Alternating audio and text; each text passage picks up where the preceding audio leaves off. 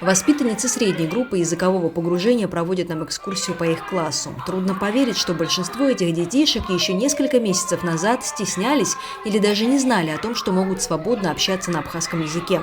Сегодня они не только понимают родную речь, но и свободно делятся своими мыслями. А все благодаря особой методике. Согласно ей, дети в процессе игры погружаются в язык, и у них не остается ни одного шанса, чтобы не заговорить. Методика методику Худакутна хмарла без шах едиколо. Ахуджа абьербан залаги без шей урцарцы зуханрабхидзе иргылан идзатупа худжу без ша. Ахуджит без шала худжу анятши венасира без шейрзраги марихой. Хмарла.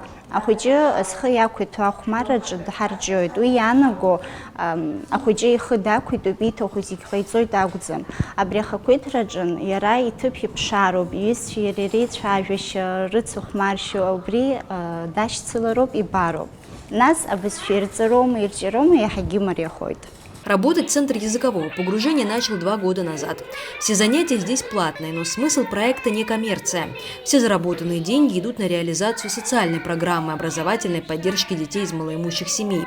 5 лет назад благотворительная организация «Киарас» стала привозить в Сухум детей из сел, чтобы те имели возможность пообщаться с психологом, дефектологом, логопедом, поиграть в развивающие игры.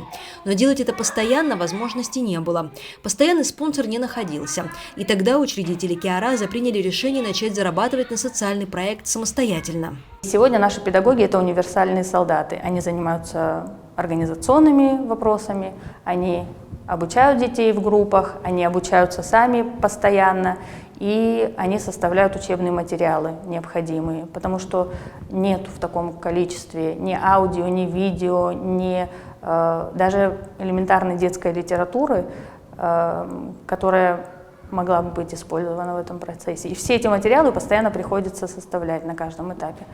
Но мы уже близки к тому, чтобы центр начал работать полноценно, и мы смогли покрывать еще и расходы, связанные с обучением бесплатным детей из определенной категории, с которыми мы очень давно начали работать, но пришлось этот процесс прервать. Но чтобы открыть школу языкового погружения, необходимы вложения, и не только в материально-техническую базу. За это время мы больше 200 тысяч потратили на обучение педагогов, а надо еще больше, в 3 раза больше. И эти педагоги, они не уносят эти знания куда-то в космос. Это все передается нашим детям.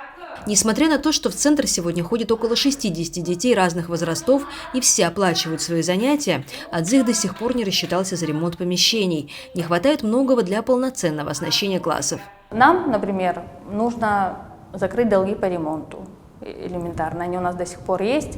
И просто наши педагоги сказали, задержите нам зарплату, давайте мы расплатимся с какими-то долгами. И мы сейчас пока находимся в таком не очень приглядном состоянии, когда нужно сводить концы с концами, но у нас очень большой потенциал, и мы думаем, что мы сможем убедить